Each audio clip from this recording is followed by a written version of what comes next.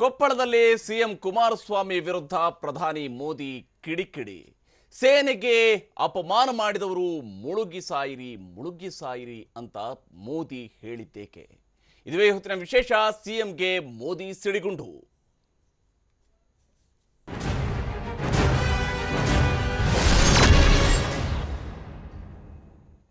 ಈ ಬಾರಿಯ ಚುನಾವಣೆಯಲ್ಲಿ ಸೇನೆಯ ವಿಚಾರವಾಗಲಿ, ಧರ್ಮದ ವಿಚಾರಗಳಾಗಲಿ, ಇಂಥವುಗಳನ್ನೆಲ್ಲವೂ ಕೂಡ ಬಳಕೆ ಮಾಡಬಾರ್ದು ಚುನಾವಣೆಯಲ್ಲಿ ಅನ್ನುವಂಥ ವಿಚಾರಗಳು ಚುನಾವಣಾ ಆಯೋಗವೂ ಕೂಡ ಹೇಳಿತ್ತು. ಸುಪ್ರೀಂ ಕೋರ್ಟ್ನ ನಿರ್ದೇಶನವೂ ಈ ಹಿಂದೆಯೇ ಇತ್ತು. ಚುನಾವಣಾ ಆಯೋಗ ಚುನಾವಣೆಯನ್ನು ಘೋಷಣೆ ಮಾಡುವಂಥ ಸಂದರ್ಭದಲ್ಲೂ ಕೂಡ ಸ್ಪಷ್ಟವಾಗಿ ಈ ಮಾತುಗಳನ್ನು ಹೇಳಿತ್ತು. ಆದರೆ ಸೇನೆ, ಸೈನಿಕರು ಇದು ಈ ಬಾರಿ ಚುನಾವಣಾ ವಿಚಾರ ಆಗಿಯೇ ಆಗ್ತಾ ಇದೆ. ಪ್ರಚಾರದಲ್ಲಿ ಇದರ ಬಗ್ಗೆ ವ್ಯಕ್ತ ಆಗ್ತಾ ಇರುವಂಥದ್ದು.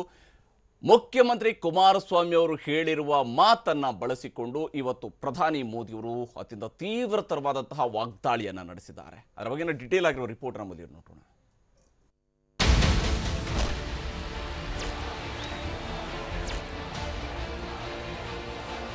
ये कैसी सोच है कुमारस्वामी जी?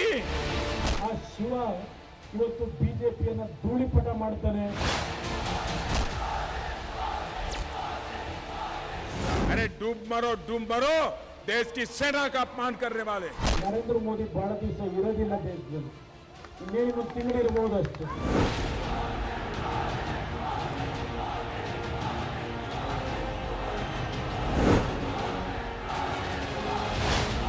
ಭತ್ತದ ಕಣಜ ಕೊಪ್ಪಳದ ಗಂಗಾವತಿಯಲ್ಲಿ ಪ್ರಧಾನಿ ಮೋದಿಗಿಂದು ಸಿಎಂ ಕುಮಾರಸ್ವಾಮಿ ವಿರುದ್ಧ ಸಿಡಿಗುಂಡಿನ ರೀತಿ ವಾಗ್ದಾಳಿ ನಡೆಸಿದ್ದಾರೆ. ಸೇನೆಗೆ ಸೇರುವ ಸೈನಿಕರ ಬಗ್ಗೆ ಸಿಎಂ ಹೇಳಿದ ಮಾತಿಗೆ ಪ್ರಧಾನಿ ಮೋದಿ ಕಿಡಿಕಾರಿದ್ರು.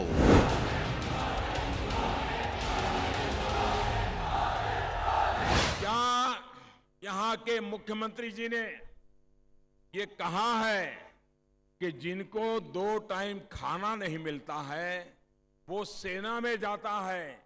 क्या ये हमारे वीर सैनिकों का अपमान है कि नहीं है? हमारे सुरक्षा बलों का अपमान है कि नहीं? ये इनको शोभा देता है क्या? क्या इससे वोट मांगोगे क्या? जो देश की सेवा के लिए जाते हैं, जो देश की सुरक्षा के लिए कुछ भी गुजरते हैं, कुछ भी कर गुजरते हैं, अरे शून्य से भी 40-45 डिग्री कम तापमान में बर्फी हवाओं को सहते हैं। रेगिस्तान में 50 डिग्री तापमान में जो जलते हुए सूरज को बर्दाश्त करते हैं, जो महीनों तक समंदर में तिरंगा लिए दुश्मनों को भटकने नहीं देते, उनके लिए ऐसे शब्द, ऐसी सोच? अरे डूब मरो देश की सेना का अपमान करने वाले। ಇಷ್ಟಕ್ಕೂ ಸಿಎಂ ಕುಮಾರಸ್ವಾಮಿ ಇತ್ತೀಚೆಗೆ ಪ್ರಧಾನಿ ಮೋದಿ ವಿರುದ್ಧ ವಾಗ್ದಾಳಿ ನಡೆಸಲು ಸೈನಿಕರ ಉದಾಹರಣೆ ಕೊಟ್ಟಿದ್ರು. ಸಿಎಂ ಮಾತಿನ ವಿಡಿಯೋವನ್ನ ಹಾಕಿ ರಾಜ್ಯ ಬಿಜೆಪಿ ನಿನ್ನೆ ಟ್ವೀಟ್ ಮಾಡಿತ್ತು. ಅದರಲ್ಲಿ ಸಿಎಂ ಹೇಳಿದ್ದ ಮಾತು ಹೀಗಿತ್ತು. ಎದೆಯನ್ನು ಕಾಯ್ತಕ್ಕಂಥವ್ರು ಯಾವ ಶ್ರೀಮಂತರ ಮಕ್ಕಳಲ್ಲ. 2 ದಿನ ಊಟಕ್ಕೆ ಗತಿ ಇಲ್ಲ, ಕೆಲಸ ಇಲ್ಲ ಅಂತ ಹೇಳಿ ಅಂತಿಮವಾಗಿ ಕೆಲವು ಯುವಕರು ಆ ಸೈನ್ಯಕ್ಕೆ ಸೇರ್ತಕ್ಕಂಥವ್ರು ಏನಿದ್ದಾರೆ ಅವರ ಬಾಳಿನ ಜೊತೆ ಚೆಲ್ಲಾಟ ಆಡ್ತಾ ಇರ್ತಕ್ಕಂಥ ಪ್ರಧಾನಮಂತ್ರಿಯವರು.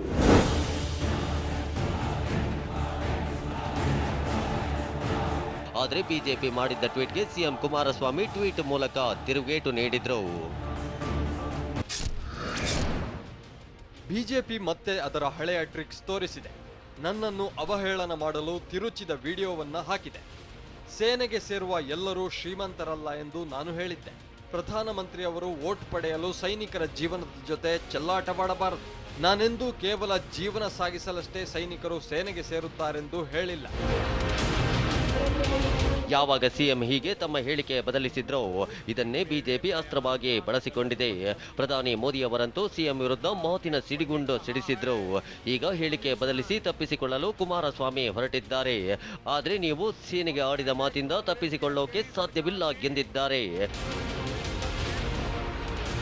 कर्नाटक के मुख्यमंत्री ने कहा है कि हमारी सेना में वही लोग जाते हैं जिन्हें 2 वक्त खाना नहीं मिलता। ये कैसी सोच है कुमारस्वामी जी? आप ये कहकर नहीं बच सकते कि आपके बयान का गलत मतलब निकाला गया है। आप ये कहकर नहीं बच सकते कि मेरे बयान का गलत मतलब निकाला। आपने वही कहा है जो आपके दिल में है। देश की सेना का इतना बड़ा अपमान, भाइयों बहनों, मैं आपको पूछना चाहता हूं, क्या यहां के मुख्यमंत्री जी ने ये कहा है कि जिनको 2 टाइम खाना नहीं मिलता है वो सेना में जाता है? क्या ये हमारे वीर सैनिकों का अपमान है कि नहीं है? हमारे सुरक्षा बलों का अपमान है कि नहीं? ये इनको शोभा देता है क्या? क्या इससे वोट मांगोगे क्या? जो देश की सेवा के लिए जाते हैं, जो देश की सुरक्षा के लिए कुछ भी गुजरते हैं, कुछ भी कर गुजरते हैं, अरे शून्य से भी 40-45 डिग्री कम तापमान में बर्फी हवाओं को सहते हैं। रेगिस्तान में 50 डिग्री तापमान में जो जलते हुए सूरज को बर्दाश्त करते हैं, जो महीनों महीनों तक समंदर में तिरंगा लिए दुश्मनों को भटकने नहीं देते, उनके लिए ऐसे शब्द, ऐसी सोच, अरे डूब मरो देश की सेना का अपमान करने वाले यही लोग हैं। सोना का चम्मच लेकर के पैदा हुए हैं, 3 पीढ़ी से सत्ता संभाल करके बैठे हुए लोग देश के गरीब की, उसका सम्मान, उसकी इज्जत ये समझ नहीं सकते। ಹೀಗೆ ಗಂಗಾವತಿಯಲ್ಲಿ ಪ್ರಧಾನಿ ಮೋದಿ ಸಿಎಂ ಕುಮಾರಸ್ವಾಮಿ ವಿರುದ್ಧ ವಾಗ್ದಾಳಿ ನಡೆಸುತ್ತಲೇ ಜನರ ಮನಗೆಲ್ಲಲು ಪ್ರಯತ್ನಿಸಿದ್ರು.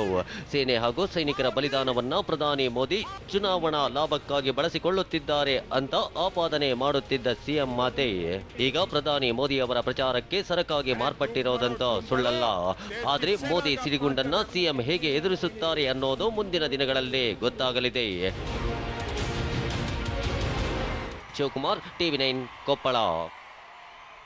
ಹೀಗೆ ಪ್ರಧಾನಿ ಮೋದಿಯವರು ಸಿಎಂ ಕುಮಾರಸ್ವಾಮಿ ಅವರ ವಿರುದ್ಧ, ದೇವೇಗೌಡರ ಕುಟುಂಬದ ವಿರುದ್ಧ ತೀವ್ರತರವಾದಂತಹ ವಾಗ್ದಾಳಿಯನ್ನು ನಡೆಸಿದರು. ಇದಕ್ಕೆ ಅಷ್ಟೇ ತೀವ್ರತರವಾದಂತಹ ಉತ್ತರವನ್ನ ಮಾಜಿ ಪ್ರಧಾನಮಂತ್ರಿ ದೇವೇಗೌಡರು ನೀಡಿದ್ದಾರೆ. ದೇವೇಗೌಡರ ಜೊತೆಗೆ ನಮ್ಮ ಪ್ರತಿನಿಧಿ ವಿನಯ್ ಅವರು ಮಾತನಾಡಿಸಿದ್ದಾರೆ. ಆ ಸಮಯದಲ್ಲಿ ದೇವೇಗೌಡರು ಹೇಳಿದ್ದೇನು ಅನ್ನೋದನ್ನು ನೋಡೋಣ. ಗಂಗಾವತಿಯಲ್ಲಿ ಇವತ್ತು ಪ್ರಧಾನಿ ನರೇಂದ್ರ ಮೋದಿ ದೇವೇಗೌಡರ ಬಗ್ಗೆ ಸಾಕಷ್ಟು ಆಪಾದನೆಗಳನ್ನು ಮಾಡಿದ್ದಾರೆ. ಸ್ವತಃ ಇದಕ್ಕೆ ಉತ್ತರಿಸೋದಕ್ಕೆ ದೇವೇಗೌಡರು ನಮ್ಮ ಜೊತೆಲಿದ್ದಾರೆ. ಸರ್, ಇವತ್ತು ಪ್ರಧಾನಿಗಳು ನಿಮ್ಮ ಬಗ್ಗೆ ಭಾಳ ಪ್ರೀತಿ ವಿಶ್ವಾಸ ವ್ಯಕ್ತಪಡಿಸಿ 2014ರಲ್ಲಿ ನಾನು ಪ್ರಧಾನಿ ಆದರೆ ಗೌಡರು ಸನ್ಯಾಸತ್ವ ತಗೋತೀನಿ ಅಂತ ಹೇಳಿದರು, ಯಾಕೆ ತಗೊಳ್ಳಿಲ್ಲ ಅಂತ ಪ್ರಶ್ನೆ ಮಾಡಿದ್ದಾರೆ. ನಾನು ಯಾವಾಗ ಹೇಳಿದ್ದೀನಿ, ಅದು ಯಾವ ಸಂದರ್ಭದಲ್ಲಿ ಹೇಳಿದ್ದೀನಿ, ನಾನಂತೂ ಸನ್ಯಾಸಿ ಹೇಳ್ತೀನಿ ರಾಜಕೀಯದಲ್ಲಿ ಅಂತ ಎಂದೂ ಹೇಳಿದನಲ್ಲ. ಕೊನೆಯ ಗಳಿಗೆವರೆಗೂ ಹೋರಾಟ ಮಾಡ್ತೀನಿ ಅಂತ ಹೇಳಿದ್ದೇನೆ.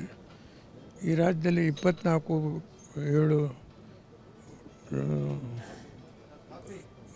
ರಾಜಕೀಯ ಹೋರಾಟಗಾರ ಅಂತ 24/7 ಅಂತ ಹೇಳಿ ದೇಶದಲ್ಲೇ ಈ ವಿಷಯ ಚರ್ಚೆ ಮಾಡುವಾಗ ನಾನು ಸನ್ಯಾಸಿ ಯಾಕಾಗಲಪ್ಪ, ಹಿಂದೆ ಇವ್ರಿಗೇನೋ ಹೋಗಿ ಭಾಳ ಸನ್ಯಾಸತ್ವದ ಹಿಮಾಲಯದಲ್ಲಿ ತಪಸ್ಸು ಮಾಡಿದರು ಅಂತ ಹೇಳಿದ್ರು ತೋರಿಸ್ತಾರೆ. ಇವ್ರ ಜೀವನ ಚರಿತ್ರೆಯಲ್ಲಿ ಯಾವುದೊಂದು ಸಿನಿಮಾ ಬೇರೆ ಬರ್ತಾಯಿದೆ ಅಂತೆ. ಆ ಸಿನಿಮಾ ದೇಶಕ್ಕೆ ಜನ ನೋಡಿ ಎಂತಹ ಸಾಧುಪ್ಪ ಈ ದೇಶ ಆಳ್ತಾ ಇದ್ದಾರೆ ಅದನ್ನು ಈಗ ಜನಕ್ಕೆ ಮತ್ತೊಮ್ಮೆ ಜ್ಞಾಪಕ ಮಾಡಿಸ್ಕೊಡ್ತಾರೆ. ಗೋಧ್ರಾದಲ್ಲಿ ಏನು ನಡೆದಿದೆ ಅನ್ನೋದನ್ನು ಆ ಸಿನಿಮಾದಲ್ಲಿ ತೋರಿಸ್ತಾರೋ ನೋಡೋಣ ಅಂತ. ಅವ್ರಿಗೆ ಮಕ್ಕಳಿಲ್ಲ, ಅವ್ರ ಸಾಂಸಾರಿಕ ಜೀವನದ ಬಗ್ಗೆ ನಾವು ಮಾತಾಡೋದಿಲ್ಲ. ಅವ್ರಿಗೆ ಅವ್ರ ಮನೆಯವರು ಹೊರಗಡೆನೇ ಇದ್ದಾರೆ. ಜೊತೆಗಿದ್ದರೆ ಅಂಥದ್ದು ಪುತ್ರಕಾಮೇಷ್ಟಿ ಹೋಮ ಮಾಡಿಸಿದಂಥ ದಶರಥ ಈ ದೇಶದ ಜನ ಎಲ್ಲ ಸೇರಿ ಮಾಡಿಸ್ಬೋದಾಗಿತ್ತು. ಏನು ಮಾಡೋದು ಇಲ್ವಲ್ಲ. ಇನ್ನೊಂದು ಗುರುತರವಾದ ಆಪಾದನೆ ಮಾಡಿದ್ದಾರೆ. ಕುಮಾರಸ್ವಾಮಿ ಅವರು ಯಾರಿಗೆ ಹೊಟ್ಟೆಗೆ ತಿನ್ನಕ್ಕೆ ಅನ್ನ ಇಲ್ಲ ಅವರು ಸೈನ್ಯ ಸೇರ್ತಾರೆ ಅಂತ ಹೇಳಿ ಯಾವತ್ತೋ ಹೇಳಿದ್ದನ್ನು ಇವತ್ತು ಪ್ರಸ್ತಾಪ ಮಾಡ್ತಾರೆ ಚುನಾವಣೆ ಸಂದರ್ಭದಲ್ಲಿ. ಈ ದೇಶದಲ್ಲಿ ನಿರುದ್ಯೋಗ ಹೆಚ್ಚಾಗಿದೆ. ಇವ್ರು ಮಹಾನುಭಾವ ಕೊಡ್ತೀನಿ ಅಂತ ಹೇಳಿ, ಉದ್ಯೋಗ ಸೃಷ್ಟಿ ಮಾಡ್ತೀನಿ ಅಂತ ಹೇಳಿ ಸೈನ್ಯಕ್ಕೆ ಸೇರ್ಕೊಳ್ಳೋದು ಒಂದೇ ಮಾರ್ಗ. ಪಾಪ ನಮ್ಮ ಹಳ್ಳಿ ಮಕ್ಕಳು ಭಾಳ ಜನ ಸೇರಿದ್ದಾರೆ. ಈಗ ಮಂಡ್ಯದಲ್ಲಿ ಮದ್ದೂರು ತಾಲೂಕಲ್ಲಿ ಒಬ್ಬ ಭಾಳ ಬಡತನದ ಕುಟುಂಬದ ಹುಡುಗ ಹೋಗಿ ಸೈನ್ಯಕ್ಕೆ ಸೇರ್ಕೊಂಡ. ಅವ್ರಿಗೇನು ಆಸ್ತಿ ಇಲ್ಲ, ಪಾಸ್ತಿ ಇಲ್ಲ. ಅವರು ಬಹುಶಃ ದೋಬಿ ಸಮಾಜಕ್ಕೂ ಏನೋ ಒಂದು ಸಣ್ಣ ಸಮಾಜಕ್ಕೆ ಸೇರಿದರು. ಆ ಸಂದರ್ಭ ಹೇಳಿದ ಮಾತನ್ನು ದುರ್ಬಳಕೆ ಮಾಡೋದ್ರಲ್ಲಿ ಮೋದಿ ಭಾಳ ಜಾಣರು. ತುಂಬ ಅತಿಬುದ್ಧಿವಂತಿಕೆಯಿಂದ ಯಾವ ಸಂದರ್ಭಕ್ಕೆ ಏನು ಜೋಡಿಸ್ಬೇಕು ಅನ್ನೋದು, ಇದರಿಂದ ಅವ್ರಿಗೇನು ಉತ್ತಮವಾದಂಥ ಫಲಿತಾಂಶ ಸಿಕ್ಕೋದಿಲ್ಲ ಅಷ್ಟೆ. ಪ್ರಧಾನಿ ನರೇಂದ್ರ ಮೋದಿ ಮಾಡಿರ್ತಕ್ಕ ಇದು ಮಾಜಿ ಪ್ರಧಾನಿ ದೇವೇಗೌಡರು ಕೊಟ್ಟಿರುವಂತಹ ಉತ್ತರ, ಪ್ರಧಾನಿ ಮೋದಿಯವರು ಮಾಡಿರುವಂತಹ ಆಪಾದನೆಗಳಿಗೆ ಸಂಬಂಧಪಟ್ಟಂತೆ ಈ ವಿಚಾರವಾಗಿ ವಿಸ್ತೃತವಾದಂತಹ ಚರ್ಚೆಯನ್ನು ಕೂಡ ನಡೆಸೋಣ. ನಮ್ಮ ಜೊತೆಗೆ ನಮ್ಮ ಸ್ಟುಡಿಯೋದಲ್ಲಿ ಅತಿಥಿಗಳು ಕೂಡ ಜಾಯ್ನ್ ಆಗಿದ್ದಾರೆ. ನಿವೃತ್ತ ಸೇನಾಧಿಕಾರಿಗಳಾಗಿರುವ ಕರ್ನಲ್ ಎ.ಜೆ. ಭಂಡಾರಿ ಅವರು ಈ ಕಾರ್ಯಕ್ರಮದಲ್ಲಿ ಜಾಯ್ನ್ ಆಗಿದ್ದಾರೆ. JDSನ ವಿಧಾನ ಪರಿಷತ್ ಸದಸ್ಯರಾಗಿರುವ ಟಿ ಶರವಣ ನಮ್ಮ ಜೊತೆಗೆ ಜಾಯ್ನ್ ಆಗಿದ್ದಾರೆ. AICC ವಕ್ತಾರರಾಗಿರುವ ಬ್ರಿಜೇಶ್ ಕಾಳಪ್ಪ ಅವರು ಜಾಯ್ನ್ ಆಗಿದ್ದಾರೆ. ಹಾಗೆ ನಿವೃತ್ತ ಸೇನಾಧಿಕಾರಿ ಕರ್ನಲ್ PV ಹರಿ ಅವರು ಈ ಕಾರ್ಯಕ್ರಮದಲ್ಲಿ ಜಾಯ್ನ್ ಆಗಿದ್ದಾರೆ. ಬಿಜೆಪಿಯ ರಾಜ್ಯ ವಕ್ತಾರರಾಗಿರುವ ಗೋ ಮಧುಸೂದನ್ ಅವರು ಜೊತೆಗೆ ಮೈಸೂರು ಸ್ಟುಡಿಯೋದಿಂದ ಈ ಕಾರ್ಯಕ್ರಮದಲ್ಲಿ ಜಾಯ್ನ್ ಆಗಿದ್ದಾರೆ. ಹಾಗೆಯೇ ಯಾವ ಕಾರಣಕ್ಕಾಗಿ ಈಗಾಗಲೇ ಸಿಎಂ ಮತ್ತು ಬಿಜೆಪಿ ನಡುವೆ ಶುರುವಾಗಿರುವಂತಹ ಟ್ವೀಟ್ ವಾರ್, ವಿಶೇಷವಾಗಿ ಸೇನೆ ವಿಚಾರದಲ್ಲಿ ನಡೀತಿರುವಂತಹ ಟ್ವೀಟ್ ವಾರ್ನ ಹಿಂದಿನ ಒಟ್ಟು ಏನು ಈಗಾಗಲೇ ನಡೀತಾ ಇದೆಯಲ್ಲ, ನಿನ್ನೆಯಲ್ಲೂ ಕೂಡ ಶುರುವಾಗಿದ್ದಿಲ್ಲ, ಆ ಟ್ವೀಟ್ ವಾರ್ ಯಾವ ಕಾರಣಕ್ಕಾಗಿ ಶುರುವಾಗಿರುವಂಥದ್ದು ಅನ್ನೋದು ಕೂಡ ನಿಮ್ಮ ಜೊತೆಗೆ ಮುಂದಿನ ಹಂತದಲ್ಲಿ ತೋರಿಸ್ತೀವಿ. ಹಾಗೆಯೇ ನಮ್ಮ ಜೊತೆಗೆ ಇಬ್ಬರು ನಿವೃತ್ತ ಸೇನಾಧಿಕಾರಿಗಳು ಕೂಡ ಜಾಯ್ನ್ ಆಗಿದ್ದಾರೆ. ಅವ್ರ ಜೊತೆಗೆ ನಾನು ಮಾತನ್ನು ಆರಂಭಿಸೋದಕ್ಕಿಂತ ಮುಂಚಿತವಾಗಿ ರಾಜಕೀಯದ ಚರ್ಚೆಯನ್ನು ಆರಂಭಿಸಿದ ನಂತರ ಅವ್ರ ಜೊತೆಗೆ ನಾನು ಮಾತಾಡ್ತೀನಿ. ಇಲ್ಲಿ ಶರವಣ ಅವರೇ, ಇವತ್ತು ಪ್ರಧಾನಿ ಮೋದಿ ಅವರು ಹೇಳಿರುವಂತಹ ಮಾತು, ಕುಮಾರಸ್ವಾಮಿ ಅವರಿಗೆ ಹೇಳಿರ್ತಕ್ಕಂಥ ಮಾತು, ಸೇನೆಗೆ ಮಾಡಿರುವಂತಹ ಅವಮಾನ ಅಲ್ವಾ ಇದು? ಹಾಗಾದ್ರೆ ಕುಮಾರಸ್ವಾಮಿ ಅವರ ಮಾತು ಅಂತೇಳಿ ನೋಡಿ, ಕುಮಾರಸ್ವಾಮಿ ಅವರಾಗಲಿ ಸನ್ಮಾನ್ಯ ಪ್ರಧಾನಮಂತ್ರಿಗಳಾಗಲಿ ಯಾರೇ ಆಗಲಿ ಸೇನೆಯ ಹೆಸರಲ್ಲಿ ರಾಜಕೀಯ ಮಾಡೋದು ಯಾರೂ ಕೂಡ ಮಾಡಬಾರ್ದು. ಮೊದಲನೇದಾಗಿ ಅವರು ಈ ದೇಶವನ್ನು ಕಾಯೋರು. ಬಹುಶಃ ಸನ್ಮಾನ್ಯ ಮುಖ್ಯಮಂತ್ರಿಗಳು ಹೇಳಿರತಕ್ಕಂಥ ಹೇಳಿಕೆಯನ್ನು ಎಲ್ಲೋ ಒಂದು ಕಡೆ ಮಾತಾಡಿರತಕ್ಕಂಥದ್ದನ್ನು ಇವತ್ತು ತಿರ್ಚಿ ಇವತ್ತು ಇಂಥ ಒಂದು ಹೇಳಿಕೆಯನ್ನು ಈ ದೇಶದ ಪ್ರಧಾನಮಂತ್ರಿಗಳಿಗೆ ಹೇಳ್ತಾರಂದರೆ ಇದಕ್ಕಿಂತ ನಾಚಿಕೆ ಕೇಡು ಯಾವುದೂ ಇಲ್ಲ. ಬಹುಶಃ ಅವ್ರು ಹೇಳಿರತಕ್ಕಂಥದ್ದನ್ನು ಆಗಲೇ ನಮ್ಮ ದೇವೇಗೌಡರು ಸಾಹೇಬರು ಸ್ಪಷ್ಟನೆಯನ್ನು ಕೊಡ್ತಾಯಿದ್ರು, ತಾವು ನೋಡ್ತಾ ಇದ್ರಿ. ಅವ್ರು ಹೇಳಿರೋದಕ್ಕೂ ಇವತ್ತು ಸನ್ಮಾನ್ಯ ಪ್ರಧಾನಮಂತ್ರಿಗಳು ಹೇಳಿರೋದಕ್ಕೂ ಯಾವುದೇ ವ್ಯತ್ಯಾಸ ಇಲ್ಲ. ನಾವು ಎಲ್ಲರೂ ಕೂಡ ಭಾರತೀಯರು. ಈ ದೇಶವನ್ನು ಕಾಯುವಂಥ ಪ್ರತಿಯೊಬ್ಬ ಸೈನಿಕನ ಪರವಾಗಿ ನಾವು ಹ್ಯಾಟ್ಸ್ ಆಫ್ ಹೇಳ್ತೀವಿ, ಯಾವಾಗಲೂ ಸಲ್ಯೂಟ್ ಮಾಡ್ತೀವಿ. ಅದು ಯಾರೇ ಆಗಲಿ, ಅಂಥ ಒಂದು ಸಮಾಜ ಆಗಲಿ, ಅದು ಬಡವರಾಗಲಿ ಶ್ರೀಮಂತರ ಪ್ರಶ್ನೆ ಬರಲ್ಲ ಇಲ್ಲಿ. ಅವರು ದೇಶ ಕಾಯೋರು. ದೇಶ ಕಾಯೋರಿಗೆ ಏನು ಗೌರವವನ್ನು ಕೊಡಬೇಕು ಅದನ್ನು ಎಲ್ಲ ಪಕ್ಷಾತೀತವಾಗಿ ನಾವು ಕೆಲಸ ಮಾಡಬೇಕು. ಅದನ್ನ ಬಿಟ್ಟು ಇವತ್ತು ಪ್ರಧಾನಮಂತ್ರಿಯಿಂದ ನಾವು ಕೂಡ ಬಯಸಿರ್ಲಿಲ್ಲ, ಪ್ರಧಾನಿಯಿಂದ ಇಂತಹ ಮಾತನ್ನು ನಾವು ಬಯಸಿರಲಿಲ್ಲ. ತಪ್ಪು ಮಾಹಿತಿಯನ್ನೇ ಆಧರಿಸಿ ಪ್ರಧಾನಿ ಅವರು ಹೇಳಿರುವ ಮಾತು ವಿಷಾದನೀಯ. ಈ ಮಾತುಗಳನ್ನು ಮುಖ್ಯಮಂತ್ರಿಗಳು ಕೂಡ ಹೇಳಿದರೆ, JDS ಅವರು ಇದನ್ನೇ ಹೇಳ್ತಾ ಇದ್ದಾರೆ. ಅಲ್ಲ, ಅವರು ಸನ್ಮಾನ್ಯ ದೇವೇಗೌಡರು ಸತ್ಯವನ್ನು ಹೇಳಿದ್ರು. ಶರವಣನ್ ಥರ ಮಾತಾಡಲಿಲ್ಲ ಅವರು ಹೇಳಿದ್ರು. ಆ ಮಂಡ್ಯ ಜಿಲ್ಲೆಯ ಒಬ್ಬ ಅಗಸ ಪರಿವಾರಕ್ಕೆ ಸೇರಿದಂಥ ಒಬ್ಬ ಸೈನಿಕ ಸತ್ತಂಥ ಸಮಯದಲ್ಲಿ ಪಾಪ ತುಂಬ ಬಡವರು ಅವರ ಸತ್ತಂಥ ಸಮಯದಲ್ಲಿ ಈ ಮಾತನ್ನು ನನ್ನ ಮಗ ಆಡಿದ್ದ ಅಂತ ಹೇಳಿದ್ರು ಅವರು. ಅಂದರೆ ಇನ್ನೂ ಕೆಟ್ಟದಾದಂಥ ಪರಿಸ್ಥಿತಿಯಲ್ಲಿ ಆಡಿದ್ದಂಥ ಮಾತದು. ಬೇರೆ ಸಮಯದಲ್ಲಿ ಜನರಲ್ ಆಗಿ ಆಡಿದ್ದಂಥ ಮಾತಲ್ಲ. ಆ ಸೈನಿಕ ಸತ್ತಿದ್ದಾನೆ, ಅವನ ಹೆಣ ಅವರ ಮನೆಯಲ್ಲಿದೆ. ಆ ಸಮಯದಲ್ಲಿ ಅವರ ಮನೆಯಲ್ಲಿ ಕೂತು ಅವರ ಮನೆಯ ದಾರಿದ್ರ್ಯವನ್ನು ವಿಡಂಬನೆ ಮಾಡುವಂಥದ್ದು. ಪಾಪ ಇವನೇನು ಸೈನ್ಯಕ್ಕೆ ಇವನು ಸೈನ್ಯಕ್ಕೆ ತ್ಯಾಗ ಮಾಡಕ್ಕೆ ಹೋಗಿರಲಿಲ್ಲ, ತಿನ್ನೋ ಗತಿ ಇಲ್ಲದೆ ಸೈನ್ಯಕ್ಕೆ ಹೋಗಿದ್ದ ಅಂತ ಹೇಳಿ ಆತನ ಹೆಣನ ಮುಂದೆ ಅವರ ಪರಿವಾರದ ಮುಂದೆ ಹೇಳ್ತು ಅಂದ್ರೆ ಇನ್ನೂ ಅವಹೇಳನಕಾರಿಯಾದಂಥ ಮಾತದು. ಖಂಡಿತ ಮಧುಸೂದನ್ ಅವರ ಮಾತಾಡ್ತೀನಿ ನಾನು ಜೊತೆ. ಕರ್ನಲ್ ಭಂಡಾರಿ ಅವರೇ, ತಾವು ಯಾವ ರೀತಿಯಾಗಿ ನೋಡ್ತೀವಿ? ಯಾಕಂದ್ರೆ ಸೇನೆ ಸೇರಿರ್ತಕ್ಕಂಥವ್ರು ನಿಮ್ಮ ಜೊತೆ ಮಾತಾಡ್ತೀನಿ, ಖಂಡಿತವಾಗ್ಲೂ ನಿಮ್ಮ ಜೊತೆ ಮಾತಾಡ್ತೀನಿ. ಸೇನೆಯವ್ರ ಜೊತೆ ಮಾತಾಡ್ತೀನಿ, ನಂತರ ನಿಮ್ಮ ಜೊತೆಗೆ ಮಾತಾಡ್ತೀನಿ. ಇಲ್ಲ ಖಂಡಿತ ನಿಮ್ಮ ಜೊತೆ ಮಾತಾಡ್ತೀನಿ ನಾನು. ಭಂಡಾರಿ ಅವರೇ, ತಾವು ಯಾವ ರೀತಿಯಾಗಿ ನೋಡ್ತೀರಿ ಈ ವಿಚಾರವನ್ನು? ನೋಡಿ, ಇದು ಯಾವ ಸಂದರ್ಭದಲ್ಲಿಯೂ ಮಾತಾಡಲಿ ಇಂಥ ಕೀಳು ಥರದ ಮಾತಾಡೋದು ಇದು ಮಿಲಿಟರಿಯವರಿಗೆ ಆರ್ಮಿಯವರಿಗೆ ಒಳ್ಳೆಯದು ಆಗೋದಿಲ್ಲ. ಇದು ಭಾಳ ಥರ್ಡ್ ರೇಟ್ ಮಾತು, ಗೊತ್ತಾಯ್ತಲ್ಲ. ಈಗ ಯಾರಿಗೂ ಗತಿ ಇಲ್ಲದವರಲ್ಲಿ ಸೇರುವುದಂತೇಳಿ ಅರ್ಥವಾಗಿರೋದು. ಎಲ್ಲಿ ಆಗಲಿ, ಯಾವ ಸಂದರ್ಭದಲ್ಲಿ ಆಗಲಿ ಈ ಮಾತು ಆಡಬಾರ್ದಿತ್ತು.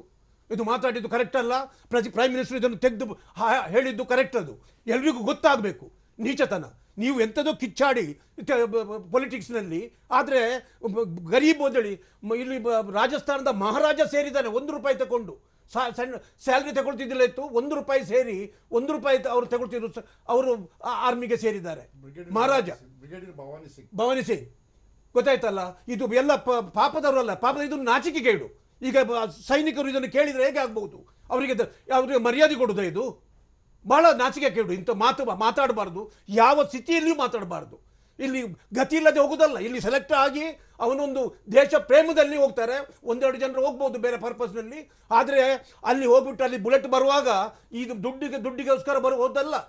ನೀವು ಈ ಕಳಿಸಿಯಲ್ಲಿ ಯಾರಾದರೂ ಅಲ್ಲಿ ಬುಲೆಟ್ ಬರುವಾಗ ಎದುರಿಗೆ ಹೋಗ್ಲಿಕ್ಕೆ, ಕಾರ್ಗಿಲ್ನಲ್ಲಿ ಒಂದು ಕಡೆಯಲ್ಲಿ ಬಾಡಿ ಬರ್ತದೆ, ಇವರು ಹೋಗ್ತಾ ಇದ್ದಾರೆ, ಇವ್ರಿಗೆ ಗೊತ್ತುಂಟು ನಾನು ಬರ್ತಾನೆ ಇಲ್ವೋ ಗೊತ್ತಿಲ್ಲ. ಇವರು ದುಡ್ಡಿಗೋಸ್ಕರ, ಗತಿಗೋಸ್ಕರ, ಊಟಕ್ಕೋಸ್ಕರ ಹೋಗುದಾ? ಅಲ್ಲಿ ಊಟ ಇಲ್ಲದೆ 3 ದಿವಸ ನಡೆದು ಹೋಗಿದ್ದಾರೆ. ಅಂಥ ಸಂಬಂಧದಲ್ಲಿ ಇಂಥ ಮಾತು ಆಗಬಾರ್ದಿತ್ತು. ಎಸ್ ಭಂಡಾರಿ ಅವರೇ, ತಾವೇನು ಹೇಳ್ತೀರಿ ಕರ್ನಲ್ ಹರಿ ಅವರೇ? ಮೊದಲನೇದಾಗಿ ಇದು ಯಾವುದೇ ಸಂದರ್ಭದಲ್ಲೂ ಈ ರಾಜಕೀಯವಾಗಿ ಮಾತಾಡೋದನ್ನು ನಮಗೆ ಗೊತ್ತಿಲ್ಲ, ಅದು ಸೀರಿಯಸ್ ಆಗಿ ತಗೋಬೇಕೋ ಇಲ್ಲ, ಅದು ಹೇಗೆ ಈ ರೀತಿಯಾಗಿ ಸೈನ್ಯವನ್ನು ಈಗೀಗ 1 ವರ್ಷದಿಂದ ನಾನು ನೋಡ್ತಾ ಇದ್ದೀನಿ, ಪ್ರತಿ ಬಾರಿಗೂ ಸಹ ಸೇನೆಯನ್ನು ಒಂದು ಅಸ್ತ್ರವಾಗಿ ಯೂಸ್ ಮಾಡ್ತಾ ಇದ್ದಾರೆ. ಸೇನೆ ಅಂತೇಳಿ ಇದು ಸೇನೆ ಒಂದು ದೇಶದ ಲಾಸ್ಟ್, ಅದು ಸೇನೆ ಬಿಟ್ಟರೆ ಬೇರೆ ಇನ್ನೇನಿಲ್ಲ. ಸೇನೆಗೋಸ್ಕರನೇ ನಮ್ಮ ಭಾರತ ಈಗ ಒಗ್ಗಟ್ಟಾಗಿ ಕರೆಕ್ಟಾಗಿರೋದು. ಸೇನೆ ಮೇಲೆ ನಾವು ಅನ್ಕಂಡೀಷನಲ್ ವಿಶ್ವಾಸ ಇರಬೇಕೇ ಹೊರತು ಈ ರೀತಿ ಮಾತುಗಳು ಮಾತಾಡಿದರೆ ನಮಗೆ ಬಹಳ ನೋವಾಗ್ತದೆ. ನನಗೆ 37 ವರ್ಷ ಸರ್ವಿಸ್ ಮಾಡಿದ ಮೇಲೆ ಇದು ಮೊದಲನೇ ಬಾರಿ ಈ ರೀತಿ ಅವಹೇಳನಕಾರಿ ಮಾತು, ಒಂದು ಇನ್ಸಲ್ಟಿಂಗ್ ಟೈಪ್ ಒಂದು ಮಾತುಗಳನ್ನ ಕೇಳಿದಾಗ ನಮಗೆ ಎಷ್ಟು ಮನಸ್ಸು ನೋಯಬಾರ್ದು. ಇದು ಮುಂದೆ ಆರ್ಮಿಗೆ ಸೇರೋವರೆಗೂ ಸಹ ಇದೊಂದು ಪ್ರೇರಣೆ ಅಲ್ಲ. ಇದು ಪ್ರೇರಣೆ ಆಗಲಿಕ್ಕೆ ಸಾಧ್ಯ ಇಲ್ಲ. ಯಾಕೆಂತ ಹೇಳಿದರೆ ಅವರು ಸನ್ಮಾನ್ಯ ಮುಖ್ಯಮಂತ್ರಿಯವರು ಒಂದು ಮುಖ್ಯಮಂತ್ರಿ ಸ್ಥಾನದಲ್ಲಿ ಇದ್ದಾರೆ. ಅಂಥ ಸಂದರ್ಭದಲ್ಲಿ ಈ ರೀತಿ ಯಾವ ಪರಿಸ್ಥಿತಿಯಲ್ಲೂ ಕರ್ನಲ್ ಭಂಡಾರಿ ಅವರು ಹೇಳಿದ ಹಾಗೆ ಈ ರೀತಿ ಮಾತಾಡಿದರೆ ಅದರದ್ದು ಎಫೆಕ್ಟ್ ಖಂಡಿತ ಇದೆ. ಖಂಡಿತ ಕರ್ನಲ್ ಹರಿ ಅವರೇ ಮಾತಾಡ್ತೀನಿ. ಬ್ರಿಜೇಶ್ ಕಾಳಪ್ಪ ಅವರೇ, ನಿಮ್ಮ ಪಕ್ಷ ದೇಶವನ್ನು ಅನೇಕ ವರ್ಷಗಳ ಕಾಲ ಆಳಿರ್ತಕ್ಕಂಥ ಪಕ್ಷ, ತಾವು ಯಾವ ರೀತಿಯಾಗಿ ನೋಡ್ತೀರಿ? ಅಂದರೆ ಇಂತಹ ಮಾತುಗಳ ಯಾವ ಕಾರಣಕ್ಕೆ ಇದು ಬಂದಿರುವಂಥದ್ದು ಮತ್ತು ಇದು ಹೋಗ್ತಾ ಇರುವಂತಹ ರೀತಿ, ಎರಡೂ ಕಡೆಯಲ್ಲೂ ಕೂಡ ಹೋಗ್ತಾ ಇರುವಂಥ ರೀತಿಯನ್ನು ಹೇಗೆ ಹೇಳ್ತೀರಿ? ಮೊದಲನೇದಾಗಿ ಮುಖ್ಯಮಂತ್ರಿಗಳು ಹೇಳಿದ್ದು ಯಾವುದು ತಪ್ಪೇನಿಲ್ಲ. ಯಾಕೆಂತ ಹೇಳಿದ್ರೆ ಇವಾಗ ಭಂಡಾರಿ ಅವರು ಹೇಳಿದ್ರು ಮತ್ತು ಹರಿ ಸಾಹೇಬರು ಹೇಳಿದರು, ಇಬ್ಬರು ಕೂಡ ಒಂದು ಮಾತು ಹೇಳಿದರು. ಅದು ತುಂಬ ಒಂದು ಹೊಟ್ಟೆಗಿಲ್ದವರು ಹೋಗೋದಿಲ್ಲ ಅಂತ. But both of them are officers. ಇವರಿಬ್ಬರು ಆಫೀಸರ್ಸ್ ಗ್ರೇಡ್ ಅವರು ಬಹುಶಃ ಹೋಗಲಿಕ್ಕಿಲ್ಲ. ತುಂಬ ಜನ ಈ ದೇಶದಲ್ಲಿ ನಿಮ್ಗೆ ನಿರುದ್ಯೋಗದ ಸಮಸ್ಯೆ ಹೇಗಿದೆ ಅನ್ನೋಂಥದ್ದು ಎಲ್ಲರಿಗೂ ಗೊತ್ತಿರುವಂಥದ್ದೇ. ಈ ನಿರುದ್ಯೋಗದ ಸಮಸ್ಯೆ ಇರುವಂಥ ಸಂದರ್ಭದಲ್ಲಿ ನೀವು ಸಿಪಾಯಿಗಳು ಮತ್ತು ಪೇದೆಗಳು ಆಗುವಂಥವರು ಎಲ್ಲ ಐಷಾರಾಮಿ ಜೀವನದಲ್ಲಿ ಯಾರು ಜೆ.ಬಿ. ಭವಾನಿ ಸಿಂಗು ಅಥವಾ ನಮ್ಮ ಮುಖ್ಯಮಂತ್ರಿಗಳಾದವರು ಯಾರು ಕ್ಯಾಪ್ಟನ್ ಅಮರಿಂದರ್ ಸಿಂಗು, ಇಂಥವರೆಲ್ಲ ಒಂದು 3-4 ಇರ್ತಾರೆ. ಆಯಿತಾ? ಐ ಆಲ್ಸೋ ಬಿಲಾಂಗ್ ಟು ಕೊಡಗಿಂದ ನಾನು ಬರೋನು. ನನಗೂ ಗೊತ್ತು ಯಾವ ಒಂದು ಸಾಮಾಜಿಕ ಒಂದು ಹಿನ್ನೆಲೆಯಿಂದ ಜನ ಸೇರ್ತಾರೆ ಅನ್ನುವಂಥದ್ದು. ಆಫೀಸರ್ಸ್ ಮಟ್ಟದಲ್ಲಿ ನಾನು ನಂಬೋದಿಲ್ಲ. ಹೀಗೆ ಹೊಟ್ಟೆಗೆ ಇಲ್ಲದೆ ಇರೋವಂಥವ್ರು ಬರ್ತಾರೆ. ಇವರಿಬ್ಬರು ಇರುವಂಥವ್ರು ಆಫೀಸರ್ಸೇ. ಬಟ್ ಈ ದೇಶದಲ್ಲಿ ನೀವು ಅಕಸ್ಮಾತ್ ಎಲ್ಲ ತುಂಬ ಇದ್ದವರು ಮಾತ್ರ ಬಂದು ಸೇರ್ತಾರೆ ಅನ್ನೋಂಥದ್ದು ಅದು ತಪ್ಪು ಕಲ್ಪನೆ ಆಗುತ್ತೆ. ಅದು ಸತ್ಯಾಂಶ ಕೂಡ ಅಲ್ಲ. ಆಯಿತಾ? ಇವಾಗ ಗುರು ಅವ್ರ ಪರಿಸ್ಥಿತಿ ನೀವು ನೋಡಿದ್ರೆ ನೀವು ನೋಡ್ತೀರಿ ಅವ್ರಿಗೇನಿದೆ ಮನೆಯಲ್ಲಿ ಅನ್ನೋಂಥದ್ದು ಎಲ್ಲರಿಗೂ ಕಣ್ಣು ಕಾಣುವಂಥದ್ದೇ. ಇದು ವಾಸ್ತವಾಂಶ ಇರೋದನ್ನು ಅವ್ರು ಮಾತಾಡಿದ್ದಾರೆ. ಆಯಿತಾ?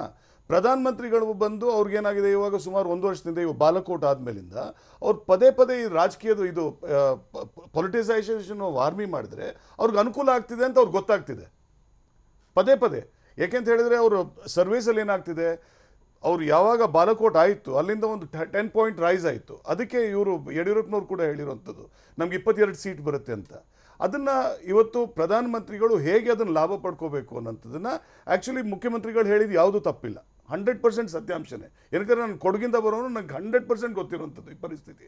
ಯಾವ ಪರಿಸ್ಥಿತಿಯಿಂದ ಜನ ಬರ್ತಾರೆ, ಯಾವ ಪರಿಸ್ಥಿತಿಯಿಂದ ಜನ ಸೇರ್ತಾರೆ ಅನ್ನೋಂಥದ್ದು 100% ಗೊತ್ತು. ಇವತ್ತು ನೀವು 3 ದಿನ ನೀವು ಇವರು ಹೊಟ್ಟೆಗಿಲ್ಲದೆ ಓಡಾಡ್ತಾರೆ ಅಂತ ಹೇಳುವಾಗ ಅದು ಟ್ರೈನಿಂಗ್ ಇರುತ್ತೆ ಅದಕ್ಕೆ.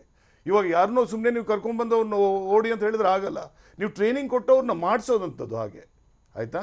ಅದು ಟ್ರೈನಿಂಗ್ ಇಲ್ದೇ ಯಾರೂ ಹಂಗೆ ಮಾಡೋಕ್ಕೆ ಸಾಧ್ಯ ಇಲ್ಲ. ಸೊ ಅದಕ್ಕೋಸ್ಕರ ಇಬ್ಬರು ಹೇಳಿದ್ದು ಸತ್ಯನೇ. ಬಟ್ ಪ್ರೈಮ್ ಮಿನಿಸ್ಟರ್ ಇವತ್ತು ಏನು ಹೇಳ್ತಿದ್ದಾರೆ, ಸಂಪೂರ್ಣವಾಗಿ 100% ರಾಜಕೀಯ ಮಾಡ್ತಿದ್ದಾರೆ. ಏಕೆಂತ ಹೇಳಿದ್ರೆ ಅವ್ರು ಎಷ್ಟು ಆರ್ಮಿ ಬಗ್ಗೆ ಮಾತಾಡ್ತಾರೆ ಅಷ್ಟು ಅವ್ರಿಗೆ ಬೆನಿಫಿಟ್ ಆಗ್ತಿದೆ ಅಂತ ಅವ್ರಿಗೆ ಗೊತ್ತಾಗಿದೆ. Purely on the basis of psephology ಅವ್ರು ಮಾಡ್ತಿರೋಂಥದ್ದು ಕೆಲಸ, ಬೇರೆ ಯಾವುದೂ ಇಲ್ಲ. ಏನಕ್ಕಂದ್ರೆ ಅವ್ರ ಅನಾಲಿಸಿಸ್ ಬರುತ್ತೆ, ಅವ್ರಿಗೆ ಅನಾಲಿಸಿಸ್ ಪ್ರಕಾರ ಇಷ್ಟಿದೆಯಪ್ಪ, ಇಷ್ಟು ನಿಮಗೆ ಪಾಯಿಂಟ್ ಜಾಸ್ತಿ ಆಗ್ತಿದೆ, ಇದ್ರ ಬಗ್ಗೆ ಮಾತಾಡಿ ಅಂತ. ಇಲ್ಲಾಂದ್ರೆ ಯಾವುದಾದ್ರೂ ಪ್ರಧಾನಮಂತ್ರಿ ಇದುವರೆಗೂ ಫಸ್ಟ್ ಟೈಮ್ ವೋಟರ್ಸ್ಗೆ ನೋಡಿ ಬಾಲಕೋಟಲ್ಲಿ ಏನೇನು ನಡೆದಿದೆ ಅದನ್ನ ನೀವು ಮನಸ್ಸಲ್ಲಿ ಇಟ್ಕೊಂಡು ಓಟ್ ಕೊಡಿ ಅಂತ ಕೇಳೋರು ಯಾರು ಪ್ರಧಾನಮಂತ್ರಿಗಳಿದಾರ? ಸಾಹೇಬ್ರುಗಳು ಏನು ಹೇಳಿದ್ರು ಅದ್ರ ಬಗ್ಗೆ ಏನು ಮಾತಾಡಲಿ ಅವರು? ಯಾಕೆ ಮಾತಾಡಲಿಲ್ಲ ಅವರಿಬ್ರು? ಅದು ಒಳ್ಳೇದಾ? ಬಾಲಕೋಟಲ್ಲಿ ಇಟ್ಕೊಂಡು ಇವತ್ತು ಅವರು ಹೋಗಿದ್ದಾರೆ ಬಂದೂಕು ಇಟ್ಕೊಂಡು ಅಲ್ಲಿ ಬಾಲಕೋಟಲ್ಲಿ ಏನು ಮಾಡಿದ್ದಾರೆ ಅವ್ರ ಪ್ರಧಾನಮಂತ್ರಿಗಳು? ಸೊ ಅದಕ್ಕೋಸ್ಕರ ನೀವು ಎಲ್ಲವನ್ನು ಸಮಗ್ರವಾಗಿ ನೋಡಬೇಕಾಗುತ್ತೆ. ಯಾವುದೋ ಒಂದು ಸ್ಟೇಟ್ಮೆಂಟ್ ನ ತೆಗೆದು ಇಲ್ಲ ಇದು ತಪ್ಪು ಅಂತ ಹೇಳೋದು ತಪ್ಪಾಗುತ್ತೆ. ಕಾರ್ಗಿಲ್ ಯುದ್ಧವನ್ನ ನೋಡಿದೀವಿ. ಆವತ್ತಿನ ದೇಶದ ಪ್ರಧಾನಮಂತ್ರಿಯಾಗಿ ವಾಜಪೇಯಿ ಅವರು ಇದ್ರು. ಅವ್ರು ಯಾವತ್ತೂ ಈ ತರ ಮಾತಾಡಿಲ್ಲ. ಮಾತಾಡ್ತೀನಿ ಚರ್ಚೆ ನಾವು ಮುಂದುವರಿಸೋಣ. ಹಾಗೆ ಯಾವ ಕಾರಣಕ್ಕಾಗಿ ಈ ಟ್ವೀಟ್ ವಾರ್ ಶುರುವಾಗಿರುವಂತದ್ದು ಎಲ್ಲಿ ತನಕ ಬಂದು ಈಗ ಪ್ರಧಾನಮಂತ್ರಿಯವರು ಕೂಡ ಈ ವಿಚಾರದ ಬಗ್ಗೆ ಮಾತನಾಡಿರುವಂತದ್ರ ಬಗ್ಗೆ ಕೂಡ ನಿಮಗೆ ತೋರಿಸ್ತೀನಿ. ಅದಕ್ಕಿಂತ ಮುಂಚಿತವಾಗಿ ಸಿಎಂ ಮತ್ತು ಬಿಜೆಪಿ ನಡುವೆ ಶುರುವಾಗಿರುವಂತದ್ದು, ಯಾಕಂದ್ರೆ ಸೇನೆ ಸೈನಿಕರ ವಿಚಾರದಲ್ಲಿ ಇವತ್ತು ಪ್ರಧಾನಿ ಮೋದಿ ಅವರು ಗಂಗಾವತಿಯಲ್ಲಿ ನಿಂತ್ಕೊಂಡು ಮಾತನಾಡುವಂತಹ ಸಂದರ್ಭದಲ್ಲಿ ಸೇನೆಗೆ ಅವಮಾನ ಮಾಡಿದ್ದೀರಿ ಅನ್ನುವಂಥ ಮಾತನ್ನು ಹೇಳಿದ್ರು. ಆದರೆ ನಿಜಕ್ಕೂ ಕೂಡ ಈ ವಾರ್ ಶುರುವಾಗಿರುವಂಥದ್ದು ನಿನ್ನೆಯಿಂದ ಬಿಜೆಪಿ ಮತ್ತು ಸಿಎಂ ನಡುವೆ. ಅದು ಯಾವ ರೀತಿಯಾಗಿ ಸಾಗಿ ಬಂದಿದೆ ಅನ್ನೋದನ್ನು ನೋಡೋಣ. ಸೈನಿಕರ ಹೆಸರಲ್ಲಿ CM BJP tweet war. Yes, ಚುನಾವಣಾ ಅಖಾಡದಲ್ಲಿ ಇಂದು ಪ್ರಧಾನಿ ಮೋದಿ ಸಿಎಂ ಕುಮಾರಸ್ವಾಮಿ ವಿರುದ್ಧ ಸೇನೆಗೆ ಅವಮಾನ ಮಾಡಿ ತಪ್ಪಿಸಿಕೊಳ್ಳೋಕೆ ಸಾಧ್ಯವಿಲ್ಲ ಅಂತ ಕಿಡಿಕಾರಿದ್ರು. आप ये कहकर नहीं बच सकते कि आपके बयान का गलत मतलब निकाला गया है. आप ये कहकर नहीं बच सकते कि मेरे बयान का गलत मतलब निकाला. आपने वही कहा है जो आपके दिल में है. देश की सेना का इतना बड़ा अपमान, भाइयों बहनों, मैं आपको पूछना चाहता हूं, क्या यहां के मुख्यमंत्री जी ने ये कहा है कि जिनको 2 टाइम खाना नहीं मिलता है वो सेना में जाता है? क्या ये हमारे वीर सैनिकों का अपमान है कि नहीं है? हमारे सुरक्षा बलों का अपमान है कि नहीं? ये इनको शोभा देता है क्या? क्या इससे वोट मांगोगे क्या? जो देश की सेवा के लिए जाते हैं, जो देश की सुरक्षा के लिए कुछ भी गुजरते हैं, कुछ भी कर गुजरते हैं, अरे शून्य से भी 40-45 डिग्री कम तापमान में बर्फी हवाओं को सहते हैं. रेगिस्तान में 50 डिग्री तापमान में जो जलते हुए सूरज को बर्दाश्त करते हैं, जो महीनों तक समंदर में तिरंगा लिए दुश्मनों को भटकने नहीं देते, उनके लिए ऐसे शब्द, ऐसी सोच, अरे डूब मरो देश की सेना का अपमान करने वाले. ಆದರೆ ಇದಕ್ಕೆ ಅಸಲಿ ಕಾರಣವಾಗಿದ್ದು ಬಿಜೆಪಿ ನಿನ್ನೆ ಮಾಡಿದ್ದ ಟ್ವೀಟ್. ಸಿಎಂ ಕುಮಾರಸ್ವಾಮಿ ಅವರ ಭಾಷಣವನ್ನ ಟ್ಯಾಗ್ ಮಾಡಿ ಬಿಜೆಪಿ ನಿನ್ನೆ ಟ್ವೀಟ್ ಮಾಡಿತ್ತು.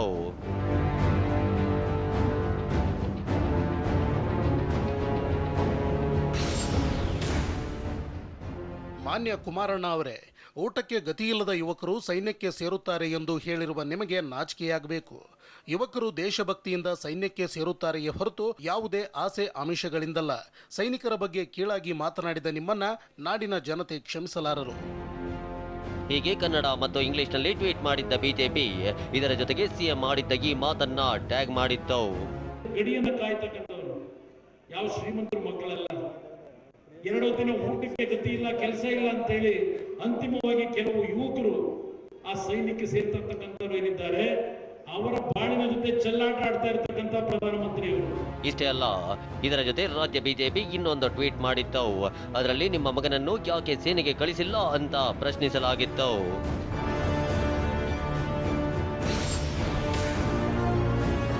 ಸೈನ್ಯಕ್ಕೆ ಸೇರುವವರು ಬಡ ಕುಟುಂಬದ ಯುವಕರೇ ಹೊರತು ಶ್ರೀಮಂತರ ಮನೆ ಮಕ್ಕಳಲ್ಲ ಎನ್ನುವ ನೀವು ತಮ್ಮ ಮಗನಿಗೆ ಲೋಕಸಭಾ ಚುನಾವಣಾ ಟಿಕೆಟ್ ಕೊಡಿಸುವಲ್ಲಿ ತೋರಿದ ಉತ್ಸಾಹವನ್ನ ದೇಶ ಕಾಯಲು ಆತನನ್ನ ಸೈನ್ಯಕ್ಕೆ ಕಳುಹಿಸುವಲ್ಲಿ ಯಾಕೆ ತೋರಿಸಲಿಲ್ಲ? ಆದರೆ ಈ ಟ್ವೀಟ್ ವೈರಲ್ ಆಗುತ್ತಿದ್ದಂತೆ ಬಿಜೆಪಿಯ ಇಂಗ್ಲಿಷ್ ಟ್ವೀಟ್ಗೆ ಉತ್ತರ ರೂಪದಲ್ಲಿ ಸಿಎಂ ಇಂಗ್ಲಿಷ್ನಲ್ಲಿ ಉತ್ತರ ನೀಡಿದ್ರು.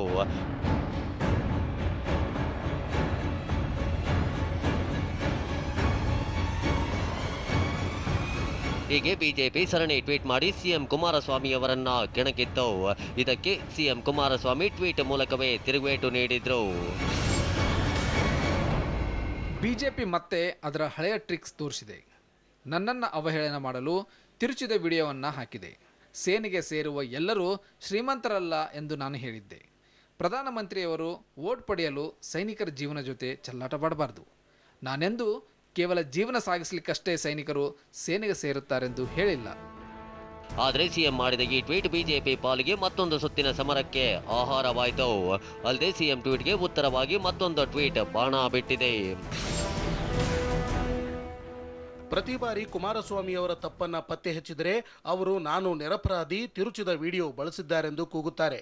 ನಿಮಗೆ ಅರ್ಥವಾಗಲೆಂದೇ ನೀವೇ ಕನ್ನಡದಲ್ಲಿ ಮಾತನಾಡಿದ ವಿಡಿಯೋವನ್ನ ಹಾಕಿದ್ದೇವೆ.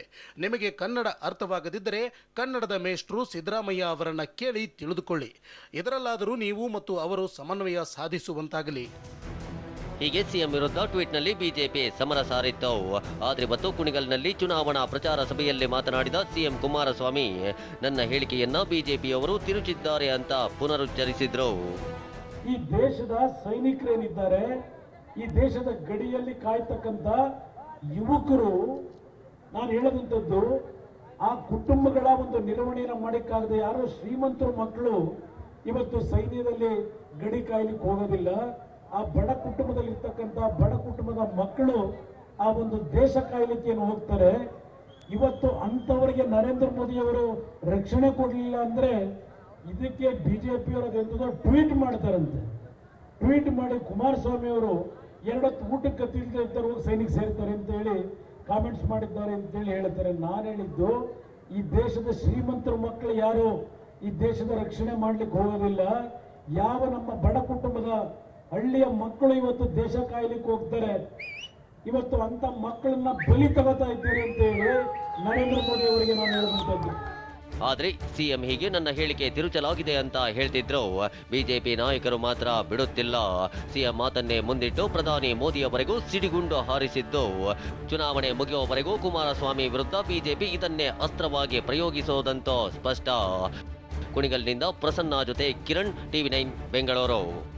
ಹೀಗೆ ಒಂದು ಕಡೆಯಲ್ಲಿ ಟ್ವೀಟ್ ವಾರ್ ಮತ್ತೊಂದು ಫ್ಯಾಮಿಲಿ ವಾರ್ ಎರಡೂ ಕೂಡ ಇವತ್ತು ನಡೆದಿರುವಂಥದ್ದು. ಅದರಲ್ಲಿ ವಿಶೇಷವಾಗಿ ಮೋದಿ ಅವರು ಇವತ್ತು ರೇವಣ್ಣ ಅವರು ಆಡಿದಂತಹ ಮಾತಿಗೆ ಸಂಬಂಧಪಟ್ಟಂತೆ ರಾಜಕೀಯ ಸನ್ಯಾಸತ್ವ ತಗೊಳ್ತಾರೆ ಅಂತೆ ಅನ್ನುವಂತಹ ಮಾತುಗಳನ್ನು ಏನು ಹೇಳಿದ್ರು, ಅದಕ್ಕೆ ಈಗ ಉತ್ತರವನ್ನ ರೇವಣ್ಣ ನೀಡಿದ್ದಾರೆ. ನಾನು ಹೇಳದ್ ನೋಡ್ರಿ, ಈಗ ನಂದು 23 ಮೇ 23 ಅಂದಮೇಲೆ ಹೇಳೋಣ 20 ನನ್ನ ಜನಾಭಿಪ್ರಾಯ. ನೀವೇ ಮತ್ತೆ ಹೆಂಗೆ ಟಿವಿಲಿ ಯಾಕೆ ಹೇಳಕ್ ಹೋಗ್ತೀರಿ? ನೀವು ಹೇಳಿ, ದಿನ ಹೊಡಿತೀರಿ ನೀವು ಯಾಕ್ರಿ ಟಿವಿನಲ್ಲಿ ಮತ್ತೆ ಮೋದಿ ಬರೋಕ್ಕಿಲ್ಲ ಅಂತ ಹೇಳಿ ಸಂಕಷ್ಟದಲ್ಲಿದ್ದಾರೆ ಮೋದಿ ಅಂತ ಯಾಕೆ ಹೊಡಿತೀರಿ ನೀವು? ನೀವು ಹೇಳಿದ್ಮೇಲೆ ನಾನು ಹೇಳ್ಬಾರ್ದಾ? ಅದು ಇನ್ನೊಂದು ಕೆಲಸ ಮಾಡ್ರಿ. ನಮಗೆ 10-20 ಅನ್ನೋದು ಗೊತ್ತಿಲ್ಲ. ಅದೇಂದ್ರು ಯಡಿಯೂರಪ್ಪನವ್ರಿಗೆ ಗೊತ್ತಿರೋದು. ಯಡಿಯೂರಪ್ಪನವರು, ಈಶ್ವರಪ್ಪನವರು ಅವ್ರದ್ದು ಮಿಷನ್ ಅವಲ್ರಿ. ಅವು 10-20 ಅಂತ ಹೇಳ್ತಾ ಇರ್ತಾವೆ ಮಿಷನ್ನು. ಈಗ ತಡೀರಿ ನಾವ್ಯಾಕ್ರಿ ಡೆಲ್ಲಿ ಕೊಡೋಕು? ನಮ್ದಿರೋದು ದೇವೇಗೌಡ್ರದ್ದು. ದೇವೇಗೌಡ್ರ ಇರೋದು ಜಿಬ್ಬ ಪಂಚೆ ಬಿಟ್ರೆ ಅವ್ರ ಏನು ಉಳ್ಕೊಂಡು ಏನೈತ್ರಿ ಈಗ? ಇದು ರೇವಣ್ಣ ಅವರು ನೀಡಿರುವಂತಹ ಉತ್ತರ. ನಾವು ಚರ್ಚೆ ಶರವಣ ರಜೇಶ್ ನಿಮ್ಮ ಜೊತೆಗೆ ಮಾತಾಡ್ತೀನಿ. ಇಲ್ಲಿ ಗೋಮಧುಸೂದನ್ ಅವರೇ, ನೀವು ಕೇಳಿದ್ರಿ ಸಿಎಂ ಅತ್ಯಂತ ಕೆಟ್ಟದಾದಂತಹ ಮಾತುಗಳನ್ನು ಕೇಳಿದ್ದಾರೆ ಅಂತ ಹೇಳ್ಕೊಂಡು. ಆದರೆ ಸಿಎಂ ಇವತ್ತು ಕೂಡ ಮಾತಾಡುವ ಸಮಯ ಬಡವರು ಹೋಗೋದು ಅನ್ನುವಂಥದ್ದನ್ನ ಇವತ್ತು ಮತ್ತೆ ಅವರು ಪುನರುಚ್ಚಾರ ಮಾಡಿದ್ದಾರೆ. ಬಡವರು ಹೋಗೋದಿಲ್ವಾ ಸೇನೆಗೆ? ಹರಿ ಒಂದು ಮಾತು. ಸ್ವತಃ ಬ್ರಿಜೇಶ್ ಕಾಳಪ್ಪ ಅವರು ಇವತ್ತಿಲ್ಲಿ ಕೂತ್ಕೊಂಡು ಕೊಡಗಿನ ಜನರಿಗೆ ಅವಮಾನವನ್ನು ಮಾಡಿದ್ದಾರೆ. ಕೊಡಗಿನಲ್ಲಿ ಅನೇಕ ಜನ ನನಗೆ ಗೊತ್ತಿರೋ ಹಾಗೆ ಕಾಫಿ ಪ್ಲಾಂಟರ್ಸ್ ಮಕ್ಕಳು ಅವರು ಕೊಡಗು ಅಂತ ಆಯ್ತು, ಕೊಡಗು ಗೊತ್ತಿಲ್ಲ ಅಂತ ಆಯ್ತು ಬಿಡಿ. ಮಿಲಿಟರಿಗೆ ಹೋಗುವಂತದ್ದು ಒಂದು ಪ್ಯಾಷನ್, ಒಂದು ಪ್ಯಾಷನ್. ನಾನು ಹುಟ್ಟಿದ್ದು ಕೊಡಗಿನಲ್ಲೇ ರೀ. ನೀವೇನಕ್ಕೆ ಸೇರಿಲ್ಲ? ನೀವೇನಕ್ಕೆ ಸೇರಿಲ್ಲ? ಅಲ್ಲ, ನೀವೇನಕ್ಕೆ ಸೇರಿಲ್ಲ ಹೇಳಿ ಮೊದಲು. ನೀವು ಕಾಕಿ ಚಡ್ಡಿ ಹಾಕಿದ ಸತ್ಯ ತಾನೆ? ನೀವು ಕಾಕಿ ಚಡ್ಡಿ ಹಾಕಿದ ಸತ್ಯ ತಾನೆ? ಆರ್ಮಿಗೆ ಸೇರ್ಬೋದಿತ್ತಲ್ಲ? ಯಾಕೆ RSS ಸೇರಿದ್ರಿ? ನಾನು RSS ಹೋಗಿದ್ದೆ. ಅದೇ ನಾನು ಪಂಜಾಬ್ ನಲ್ಲಿ ಕೆಲಸ ಮಾಡಿ ಸೈನ್ಯಕ್ಕೆ ಸೇರ್ಬೋದಿತ್ತಲ್ಲ. ಮಿಲಿಟೆಂಟ್ಸ್ ವಿರುದ್ಧ ಕೆಲಸ ಮಾಡ್ಬಿಟ್ಟು ಬಂದಿದ್ದೀನಿ. ಎಂತ ಕೆಲಸ ಮಾಡಿದ್ರಿ ಹೇಳಿ? ಮಿಲಿಟೆಂಟ್ಸ್ ವಿರುದ್ಧ ಕೆಲಸ ಮಾಡ್ಬಿಟ್ಟು ಬಂದಿದ್ದೀನಿ. ಅಲ್ಲ, ನಿಮ್ಮ ಭಾಗವತ್ ಅವರು ಮೊನ್ನೆ ಏನ್ ಹೇಳಿದ್ರು, ಒಂದು ವಾರ ಸಮಯ ಕೊಡಿ ನಮಗೆ, ಒಂದು ವಾರ ಸಮಯ ಕೊಡಿ, RSS ಒಂದು ಸೈನ್ಯನೇ ಕಟ್ಬಿಡುತ್ತೆ ಅಂತ ಭಾಗವತ್ ಅವ್ರು ಹೇಳಿದಾಗ ನೀವೇನ್ ಮಾಡ್ತಿದ್ರಿ? ಅದು ನಿಮ್ಗೆ ಅನಿಸ್ಲಿಲ್ವಾ? ಅದು ನಿಮ್ಗೆ ಅನಿಸ್ಲಿಲ್ವಾ? ಅದು ತಪ್ಪದು ಅಂತ, ಸೈನ್ಯಕ್ಕೆ ಒಂದು ಅವಮರ್ಯಾದೆ ಅಂತ ಅನಿಸ್ಲಿಲ್ವಾ ನಿಮ್ಗೆ? ಈಗ ಎರಡನೇ ಸರಿ ಕೇಳಿ ನೀವು. ಅಲ್ಲ, ನೀವು ಕೇಳಿ ನನ್ನ ಮಾತನ್ನ. ಅಲ್ಲ, ಭಾಗವತ್ ಅವ್ರು ಮೊನ್ನೆ ಹೇಳಿದ್ರಲ್ಲ, ಒಂದು ವಾರ ನಮ್ಗೆ ಸಮಯ ಕೊಟ್ರೆ ಒಂದು ದೊಡ್ಡ ಸೈನ್ಯನೇ ನಿರ್ಮಾಣ ಮಾಡ್ತೀವಿ ಅಂತ. ಅವಾಗ ನಿಮ್ಗೆ ಏನು ಅನಿಸ್ಲಿಲ್ವಾ? ಯಾಕೆ ನೀವೆಲ್ಲ ಕೋಲ್ ಹಿಡ್ಕೊಂಡು ಪಾಕಿಸ್ತಾನಕ್ಕೆ ನೀವೇ RSS ಯಾಕೆ ಕೋಲ್ ಹಿಡ್ಕೊಂಡು ನೀವೆಲ್ಲ ಧೀರರು ತಾನೆ? ಸುಮ್ನೆ ಕೂತ್ಕೊಳ್ರಿ, ಏನ್ರಿ ಮಾತಾಡ್ತೀರಿ ನೀವು? ಮತ್ತೆ ನಿಮ್ಮ ಭಾಗವತೆ ಸ್ವಾಮಿ ಹೇಳಿದ್ದು, ಭಾಗವತ್ ಅವರು ಹೇಳಿದ್ದು, ಒಂದು ವಾರ ನಮ್ಗೆ ಸಮಯ ಕೊಟ್ರೆ ನಾವು ಒಂದು ಸೇನೆ ನಾವೇನ್ ಮಾಡಿದೀವಿ ಅಂತ ನೆಹರು ಅವ್ರನ್ನ ಕೇಳಿ. ನಾವೇನ್ ಮಾಡ್ಬೇಕು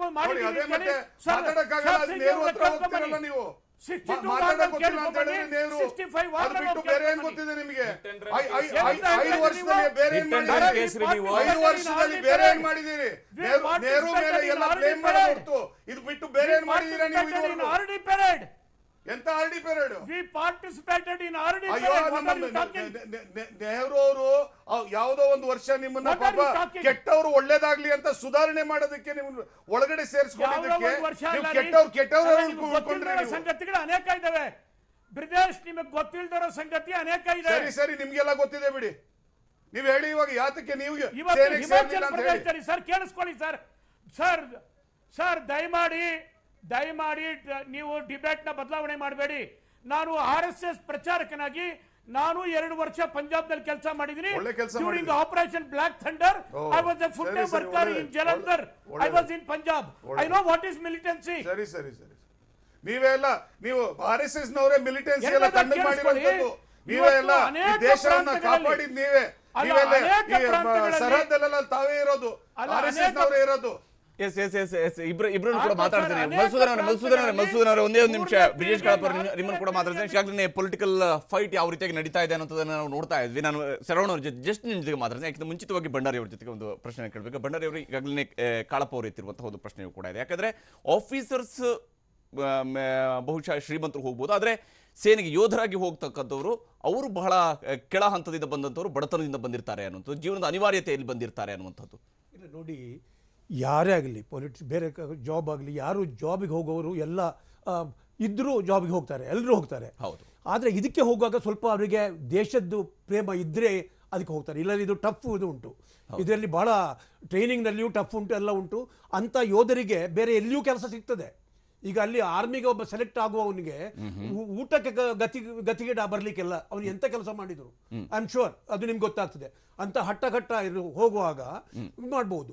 ಅದಕ್ಕೆ ದೇಶ ಸೇವೆ ಬೇಕೇ ಬೇಕು. ಮತ್ತು ಇದು ಪಾಪದವರಲ್ಲ. ನೀವು ಪಂಜಾಬ್ ಆಚೆನೆ ಹೋಗಿಬಿಡಿ, ದೊಡ್ಡ ದೊಡ್ಡ ಶ್ರೀಮಂತರು ಸೋಲ್ಜರ್ ಆಗಿ ಸೇರಿದ್ದಾರೆ. ನಾವು ಹೋಗುವಾಗ ಅವರ ಮನೆಗೆ ಕರೆದು ನಮ್ಮ ಇಡೀ ಬೆಟಾಲಿಯನ್ಗೆ ಊಟ ಕೊಡುವಷ್ಟು ತಾಕತ್ತು ಉಂಟು ಅವ್ರ ಹತ್ರ. Even captain Amarinder from a rich family ಇದು ಗೊತ್ತಾಯ್ತಲ್ಲ. ಅದೇನು ಬರೀ ಹೊಟ್ಟೆ ಇಸ್ಕೆಲ್ಗೆ ಹೋಗೋದಲ್ಲ. ಅಲ್ಲಿ ನೀವು ನೋಡಬೇಕು, ಕಾರ್ಗಿಲ್ದು ಅವಸ್ಥೆ ನೋಡಬೇಕು. ಮತ್ತೊಂದು ಅಪಾರ್ಟ್ ಫ್ರಮ್ ದಿ ಪೊಲಿಟಿಕ್ಸು, ನಿಜವಾಗಿ ನೋಡಿದರೆ ಮೋದಿಗೆ ಒಂದು ಸೇನೆ ಮೇಲೆ ಭಾಳ ಪ್ರೀತಿ ಉಂಟು. ನಾವು ಅವ್ರು ನೋಡಿ, ಅವರು ಯಾವುದು ಹಬ್ಬವೂ ಅಲ್ಲಿ ಹೋಗ್ಬಿಟ್ಟು ಸೆಲೆಕ್ಟ್ ಮಾಡ್ತಾರೆ. ನಮಗೆ 1 ರ್ಯಾಂಕ್ 1 ಪೆನ್ಷನ್ ಕೊಟ್ಟದ್ದು ಅವರು. 73ರಲ್ಲಿ ಬ್ಲಾಕ್ ಆದ್ದು BJP ಅಲ್ಲ. BJP ಆದರೆ ವಾಜಪೇಯಿ ಟೈಮ್ನಲ್ಲಿ ಸಿಕ್ತಿತ್ತು, BJP ಕೊಟ್ಟದಲ್ಲ. ಇದು ಮೋದಿದ್ದು ಇಂಟ್ರೆಸ್ಟ್ ಏನು ಇನಿಷಿಯೇಟಿವ್ನಲ್ಲಿ ಸಿಕ್ತದೆ. ಈ ಸಲ ಎಲ್ಲ ಏರಿಯರ್ಸು ಕರೆಕ್ಟಾಗಿ ಸಿಕ್ತು ಎಲ್ಲ ಥರದಲ್ಲಿಯೂ. ಈಗ ನಮ್ಮ ಫೈಟಿಂಗ್ ಫಿಟ್ಟು ಅವರು ಮಾಡ್ತಾ ಇದ್ದಾರೆ. ಮುಂಚೆ ನಮ್ಮ ಕಂಪ್ಲೀಟು ನಮ್ಮ ಇದು ಈಗ ನೋಡಿ, ಅದಕ್ಕೆ ಅವರ F-16 ಹೊಡಿಬೇಕಾದ್ರೆ ನಮ್ಮದು ಓಲ್ಡ್ ವಿಂಟೇಜ್ ಏರ್ಕ್ರಾಫ್ಟ್ನಿಂದ ಹೊಡೆದ್ರು, ಗೊತ್ತಾಯ್ತಲ್ಲ. ನಮ್ಮ ಇದನ್ನು ಮಾಡಿದ್ದಾರೆ. ಮತ್ತು ಇದನ್ನು ಇನ್ನೊಂದು ನಾನು ಹೇಳಲಿಕ್ಕೆ ಬಯಸ್ತೇನೆ, ಮುಂಚೆ ನಮ್ಮ ಸೋಲ್ಜರ್ ಸತ್ತರೆ. ಆದರೆ ಅವರು ಇನ್ನೊಂದು ಪ್ರಶ್ನೆಯನ್ನ ಎತ್ತಿದ್ರು, ಫಸ್ಟ್ ಟೈಮ್ ವೋಟರ್ಸ್ಗೆ ನೀವು ಇದನ್ನ ಡೆಡಿಕೇಟ್ ಮಾಡಿ, ನೀವು ಇದನ್ನ ಬಾಲ್ ಕೊಟ್ಟು ಇದಕ್ಕೆ ನೋಡಿ, ಅದು ನಾನು ಹೇಳ್ತೇನೆ, ಅದು ಹೇಳ್ತೇನೆ ನೋಡಿ. 71 ವಾರು ಅದು ಇಂದಿರಾ ಗಾಂಧಿ ಇದ್ದು, ರಿಯಲಿ ವಿ ಶುಡ್ ಅಪ್ರಿಷಿಯೇಟ್. ಅವರ ಹಿಂದೆ ಅದನ್ನು ಹೇಳ್ಬೋದು 71 ವಾರ್ನಲ್ಲಿ ಅವರು ಭಾಳ ಸ್ಟ್ರಾಂಗ್ ಸ್ಟೆಪ್ ತಗೊಂಡಿದ್ದಾರೆ. ಇದು ಇಷ್ಟವರೆಗೆ ನಾನು ಕೆಲವು TV ಚಾನೆಲ್ ನಾನು ಮುಂಚೆ ಬರುವಾಗ ಇದು BJP ಮೊದಲು ಅಲ್ಲಿ 39 ಲಾಂಚ್ ಪ್ಯಾಡ್ಗೆ ಬಂದರು, ಟೆರರಿಸ್ಟ್ ಇದ್ದಾರೆ. ನಾನು ಹೇಳಿದೆ ನಾವು ಯಾಕೆ ಕಾಯಬೇಕು, ಇಲ್ಲಿ ಬಂದುಬಿಟ್ಟು ನಮ್ಮನ್ನು ಕೊಲ್ಲದ ಮೇಲೆ ನಾವು ಅವರನ್ನು ಕೊಲ್ಲಬೇಕಾ, ಲಾಂಚ್ ಪ್ಯಾಡಿಗೆ ಹೊಡಿಬೇಕು. ನಾವು ಅವರು ಲೈನ್ ಆಫ್ ಕಂಟ್ರೋಲ್ ಕ್ರಾಸ್ ಮಾಡಿ ನಮ್ಮ ಸೋಲ್ಜರನ್ನು ತಲೆ ಕಡ್ದು ಹೋಗ್ತಾರೆ, ನಮಗೆ ಯಾಕೆ, ನಮಗೆ ಲೈನ್ ಆಫ್ ಕಂಟ್ರೋಲ್ ಇರೋದಾ? ನಾನು ಆಗಲೇ ಹೇಳ್ತಿದ್ದೆ ಇದೊಂದು ಅಚೀವ್ಮೆಂಟು. ನಮ್ಮ ಇಂಡಿಯಾದ್ದು ಪಾಲಿಸಿ ಚೇಂಜ್ ಆಗುಂಟು. ಈಗ 2 ಸರ್ಜಿಕಲ್ ಸ್ಟ್ರೈಕ್. ಇದರಲ್ಲಿ ಮೇನ್ ಮಿಸ್ಟೇಕ್ ಏನಂದರೆ ಆ 2 ಸರ್ಜಿಕಲ್ ಸ್ಟ್ರೈಕ್ ಆದಾಗ ಇಡೀ ಇಂಡಿಯಾವೇ ನಾವು ಸೆಲೆಬ್ರೇಟ್ ಮಾಡಬೇಕಿತ್ತು. ಅದರ ಮೇಲೆ ಕ್ವಶನ್ ಕೇಳಿದ್ರು, ಆಗ ಈ ಪೊಲಿಟಿಕ್ಸ್ ಬರ್ತಿದ್ದಿಲ್ಲ ಇತ್ತು. ಎಸ್ ಖಂಡಿತ.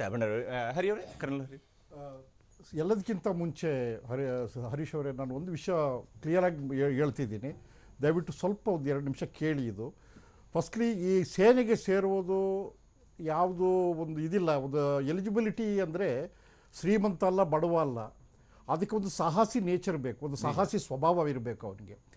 ಆ ಸಾಹಸಿ ಸ್ವಭಾವ ಅಂತ ಹೇಳಿದರೆ ಎಲ್ಲ ಕಷ್ಟದ ಸಮಯದಲ್ಲಿ ಅವನು ಬ್ರೈನನ್ನು ದೆಸೆಗುಂದದೆ ಧೈರ್ಯವಾಗಿ ಮುನ್ನುಗ್ಗುವಂಥ ಒಂದು ಲೀಡರ್ಶಿಪ್ ಬೇಕು ಅವನಿಗೆ. ಅದರ ಪ್ರಕಾರ ಒಂದು ಟೆಸ್ಟ್ಗಳಿದೆ, ಓಡೋದಾಗಲಿ ಹೇಳೋದಾಗಲಿ, ಕೆಲವು ಇಂಟೆಲಿಜೆಂಟ್ ಕ್ವಶನ್ಸ್ಗಳಿದೆ, ಕೆಲವು ಎಮೋಷನಲ್ ಕಂಡೀಷನ್ಸ್ ಅವನದು ಯಾವ ರೀತಿ ಇದೆ. ಅಮ್ಮ ಅಪ್ಪ ಅಂದ ಕೂಡಲೇ ಓಡಿಬಿಡ್ತಾನೆ ಮನೆಗೆ, ಇಲ್ಲ ಸ್ವಲ್ಪ ಒಂದು ಮುಂದೆ ಶತ್ರು ಇದ್ದಾಗ ಬೆನ್ನು ತಿರ್ಸಿ ಓಡಿಬಿಡ್ತಾನ. ಇದು ಕೆಲವು ನಮ್ಮ ಹತ್ರ ಕೆಲವಿದೆ. ಯಾಕಂದರೆ ನಾನು ಒಬ್ಬ ರಿಕ್ರೂಟಿಂಗ್ ಆಫೀಸರ್ ಆಗಿದ್ದೆ ಹೈದರಾಬಾದು ಎಲ್ಲ ಕಡೆ. ನನ್ನ ಸರ್ವಿಸಲ್ಲಿ ಮಿಲಿಟರಿ ಸೋಲ್ಜರ್ಸ್ಗಳಿಗೆ ನಮ್ಮಲ್ಲಿ ಒಂದು ಪಾಯಮಾನ ಇದೆ, ಒಂದು ಕಂಡೀಷನ್ಸ್ ಇದೆ. ಆ ಕಂಡೀಷನ್ ಸಿಕ್ಕಿದ್ರೆ ಮಾತ್ರ. ಅದಕ್ಕೋಸ್ಕರ 500 ಜನ ಸಿವಿಲಿಯನ್ಸ್ ಬಂದರೂ ಸಹ ಸೆಲೆಕ್ಟ್ ಆಗೋದು ಕೇವಲ 5 ಜನ. ಅದರಲ್ಲಿ ಶ್ರೀಮಂತ ಬಡವ ಅದೇನಿಲ್ಲ. ಈ ಕಡೆ ಬ್ರಿಜೇಶ್ ಕಾಳಪ್ಪರು ಹೇಳ್ತಿದ್ರು, ಈ ಆಫೀಸರ್ಸ್ ಆಗಿದ್ದಾರೆ, ಬಹುಶಃ ಇವರು ಆ ಲೆವೆಲಲ್ಲಿ ಬಡತನದಲ್ಲಿ ಇರಲಿಕ್ಕಿಲ್ಲ, ಅದಕ್ಕೋಸ್ಕರ ಆಫೀಸರ್ಸ್ ಆಗಿದ್ದಾರೆ ಅಂತೇಳಿ. ಇದು ಆಫೀಸರ್ಸ್ ಆಗಲಿ ಸೋಲ್ಜರ್ಸ್ ಆಗಲಿ ಕಂಡೀಷನ್ ಸೇಮ್. ಈಗ ನಾನು ಎಷ್ಟೋ ಕಡೆ ನೋಡಿದ್ದೀನಿ, ಒಬ್ಬ ಸೋಲ್ಜರ್ಗೆ ಒಂದು ಆದೇಶ ಕೊಟ್ಟರೆ ಆದೇಶವನ್ನು ಅವನು ಕಂಪ್ಲೀಟ್ ಮಾಡಿ ವಾಪಸ್ ಬರಬೇಕು. ಈ ರೀತಿ ಮಳೆ ಬಂತು, ಅಲ್ಲಿ ಸ್ನೋ ಬೀಳ್ತಾ ಇತ್ತೆ, ಇಲ್ಲ ಇದಾಗ್ತಿದೆ, ಹಾವುಗಳಿದೆ, ಇಲ್ಲ ಶತ್ರುಗಳಿದ್ದಾರೆ, ನನಗೆ ಮನೆ ಕಡೆ ಜ್ಞಾಪಕ ಬರ್ತದೆ, ನನಗೆ ಹೆದರಿಕೆ ಆಗ್ತದೆ, ಹಾಗೆಲ್ಲ ಇಲ್ಲ. ಅದು ಕಂಡೀಷನ್ ಅವನು ಫಿಲ್ಟರ್ ಆಗಿರ್ತಾನೆ ರಿಕ್ರೂಟ್ಮೆಂಟ್ ಆಗೋದಕ್ಕಿಂತ ಮುಂಚೆ. ಸೊ ಈ ಸಾಹಸಿ ನೇಚರ್ ಆಗಿದ್ದವ್ರು ಯಾರೇ ಆಗಿದ್ರು ಇದು ಬರ್ತದೆ. ಮತ್ತು ಬಡತನ ಇದ್ದರೆ ಬೇರೆ ಟೈಲರ್ ಆಗ್ಬೋದು, ಅವನು ಕೂಲಿ ಕೆಲಸ ಮಾಡ್ಬೋದು, ಇಲ್ಲ ಬೇರೆ ಅಂಗಡಿ ಇಡ್ಬೋದು, ಬೇರೆ ಇನ್ನೇನೋ ಮಾಡ್ಬೋದು. ಅವನು ಸೈನ್ಯಕ್ಕೆ ಯಾಕೆ ಸೇರಬೇಕು? ಯಾಕಂದರೆ ಅದು ಪ್ರೇರಣೆ ಇರ್ತದೆ ಒಳಗೆ. ಈಗ ಫಾರ್ ಎಕ್ಸಾಂಪಲ್ ನಾನು ದೊಡ್ಡ ಟೌನಿಂದ ಬಂದಿಲ್ಲ, ನಾನು ಮೂಡಿಗೆರೆಗೆ ಚಿಕ್ಕ ಟೌನಿಂದ ಬಂದವನು. ಚಿಕ್ಕಂದಿಂದಲೇ ಆವಾಗ 71 ವಾರಲ್ಲಿ ನಾನು ಹೈಸ್ಕೂಲಲ್ಲಿ ಓದ್ತಾ ಇದ್ದೆ. ಆವಾಗ ಈ ಲಾಹೋರಲ್ಲಿ ಏರೋಪ್ಲೇನ್ ತಗೊಂಡೋಗಿ ಸುಟ್ಟಾಕಿದ್ರು. ಆ ಟೈಮಲ್ಲಿ ವಾರ ಆಯಿತು. ಆ ಸಮಯದಿಂದಲೇ ಗ್ರೀನ್ ಯೂನಿಫಾರ್ಮನ್ನು ನೋಡಿದರೆ ನನಗೆ ಏನೋ ಮಿಂಚಾಗ್ತಾ ಇತ್ತು, ಏನೋ ಇದು ನಮ್ಮ ದೇಶಕ್ಕೋಸ್ಕರ ನಾವು ಸೇರಲೇಬೇಕು ಅಂತೇಳಿ. ಅದಕ್ಕೋಸ್ಕರ ನಾನು ಸೇರಿದಾಗಲೂ ಸರ್ 100 ಜನಗಳ ಮಧ್ಯದಲ್ಲಿ ನಾನು ಒಬ್ಬ ಸೆಲೆಕ್ಟ್ ಆದೆ. ಎಸ್ ಖಂಡಿತ. ಕರ್ನಲ್ ಹರಿ ಅವರೇ, ಶರವಣ ಅವರೇ, ಹಾಗಾದರೆ ಈ ವಿಚಾರದಲ್ಲಿ ಯಾಕೆ ಈ ಪಾಲಿಟಿಕ್ಸ್ ಬೇಕು ಅಂತೇಳಿ ಈ ಮಾತುಗಳನ್ನು ಕೇಳಬೇಕಾದ ಅವಶ್ಯಕತೆ ಏನು? ಹೌದು, ಈಗ ಅವರು ಸೇನೆಯ ವಿಚಾರವನ್ನು ಪ್ರಸ್ತಾಪಿಸ್ತಾರೆ, ನೀವು ಕೂಡ ಸೇನೆ ವಿಚಾರವನ್ನು, ಇದನ್ನು ಬಡವರು, ಬಡತನ ಇವುಗಳನ್ನು ಲಿಂಕ್ ಮಾಡಬೇಕಾದ ಅವಶ್ಯಕತೆ ಏನಿದೆ ಅಂತ. BJP ಅವರ ಫೇಕ್ ಲವ್ ಇದು. ಇವತ್ತು ಆ ಒಂದು ಸೈನಿಕರ ಹೆಸರಲ್ಲಿ ರಾಜಕೀಯ ಮಾಡಿಕೊಂಡು ಇವತ್ತು ಇಂಥ ಒಂದು ಹೇಳಿಕೆ ಕೊಡುವಂಥ ಅವಶ್ಯಕತೆ ಇರಲಿಲ್ಲ. ಭವಾನಿ ಸಿಂಗ್ ಅಂತ ಕೇಸುಗಳು ಭಾಳ ರೇರ್ ಇರತಕ್ಕಂಥದ್ದು, ನಾನು ಇಲ್ಲ ಅಂತ ಹೇಳಲ್ಲ. ಆ ಥರ ಆಗಲೇ ನಮ್ಮ ಕ್ಯಾಪ್ಟನ್ ಅವ್ರು ಹೇಳ್ದಂಗೆ ಭವಾನಿ ಸಿಂಗ್ದು ಕೇಸೇ ಬೇರೆ. ಆದರೆ ಇವತ್ತು ಆ ಒಂದು ಬಾರ್ಡ್ರ್ಗಳಲ್ಲಿ ಸೋಲ್ಜರ್ಸ್ ಏನಿರ್ತಾರೆ ಅವರಲ್ಲಿ ಕೆಲವರು ಇರ್ತಾರೆ, ನಾನು ಇಲ್ಲ ಅಂತ ಹೇಳ, ಪವರ್ಟಿಯಿಂದ ಸ್ವಲ್ಪ ಕಮ್ಮಿ ಇರತಕ್ಕಂಥವ್ರು ಇರ್ತಾರೆ. ಆ ಉದ್ದೇಶದಿಂದ ಅದನ್ನು ನಮ್ಮ ಮುಖ್ಯಮಂತ್ರಿಗಳು ಏನು ಮಾತಾಡಿದ್ದಾರೆ ಅದು ಟ್ರೂತ್ ಇದೆ. ಅದರಲ್ಲಿ ಟ್ರೂತ್ ಇಲ್ಲದೆ ಅಲ್ಲ, ಅಲ್ಲಿ ಏನು ದೋಷ ಆಗಿದೆ ಅದನ್ನು ಪ್ರತಿಪಾದನೆ ಮಾಡಿದ್ದಾರೆ. ಅದಕ್ಕೆ ನೀವು ರಾಜಕೀಯವಾಗಿ ತೆಗೆದುಕೊಂಡು ಇಲ್ಲ ಸಲ್ಲದ ನಾವು ಸೈನಿಕರ ಬಗ್ಗೆ ಈ ತರ ನಾವು ಅವಮಾನ ಮಾಡ್ತಾ ಇದೀವಿ, ಏನೋ ಇವ್ರೇನೋ ದೇಶಭಕ್ತಿ ಇವ್ರು ಒಬ್ಬರಿಗೆ ಇರೋದ್ರಿಂದ ಭಾರತ ದೇಶವನ್ನ ನೀವೇನು ಗುತ್ತಿಗೆ ತಗೊಂಡ್ಬಿಟ್ಟಿದ್ದೀರಾ ಮಧುಸೂದನ್? ನೀವು ಒಬ್ಬರೇ ತಗೊಂಡಿರೋದು, ಯಾರು ಇಲ್ಲ ಬಿಡಿ. ಸ್ವಲ್ಪ ಕೂತ್ಕೊಳ್ಳಿ, ಆಮೇಲೆ ಮಾತಾಡಿ. ನಾನು ಮಾತಾಡಿದ್ಮೇಲೆ ನೀವು ಮಾತಾಡಿದಾಗ ನಾನು ಮಾತಾಡಿಲ್ಲ, ಕೂತ್ಕೊಳ್ಳಿ. ನಾನು ಹೇಳೋದು ನೋಡಿ, ಇವತ್ತು ಇಲ್ಲಿ ಶ್ರೀಮಂತ ಬಡವ ಪ್ರಶ್ನೆ ಅಲ್ಲ. ಅವರು ಹೇಳ್ತಾ ಇರತಕ್ಕಂಥದ್ದು ಮುಖ್ಯಮಂತ್ರಿಗಳು ಹೇಳಿರೋದು ಆಗಿರತಕ್ಕಂಥ ಘಟನೆಯನ್ನ ಅವರು ಕೇಂದ್ರ ಸರ್ಕಾರದ ಗಮನಕ್ಕೆ ತಂದಿದ್ದಾರೆ. ರಾಜಕೀಯ ಬಣ್ಣ ಹಚ್ಚುವುದು ಇದು ಎಷ್ಟು ಮಾತ್ರ ಸರಿ ಹೇಳಿ? ಮಧುಸೂದನ್ ಅವರೇ, I can't tolerate anymore. ಇಲ್ಲ ಒಂದೇ ನಾನು ಹೇಳ್ತಾ ಇರೋದು, ಮತ್ತಿನ್ನೊಮ್ಮೆ ಅವರು ಮುಖ್ಯಮಂತ್ರಿನ ಸಮರ್ಥನೆ ಮಾಡಿಕೊಂಡು ಇನ್ನಷ್ಟು ಅವಮಾನ ಮಾಡೋದು ಬೇಡ. ರೇವಣ್ಣ ಅವ್ರ ಬಗ್ಗೆ ಏನ್ ಮಾತಾಡಿದರೆ ಅದ್ರ ಬಗ್ಗೆ ಹೇಳಿ ಅವರು. ರೇವಣ್ಣ ಅವರು ಸನ್ಯಾಸ ತೆಗೆದುಕೊತೀನಿ ಅಂತ ಹೇಳಿದ್ದಾರೆ, ಅದಕ್ಕೆ ಬಹಳ ಒಳ್ಳೆ ಮಾತನ್ನ ಹೇಳಿದ್ದಾರೆ. ಖಂಡಿತ ಹೇಳಿದ್ರಲ್ಲ. ಧನ್ಯವಾದ ತಮಗೆಲ್ಲರೂ ಕೂಡ ಜಾಯ್ನ್ ಆಗಬೇಕಾಗಿ ಇದು ಇವತ್ತಿನ ವಿಶೇಷ. ಸುದ್ದಿಯಾಗಿ ನೋಡ್ತಾರೆ TV9.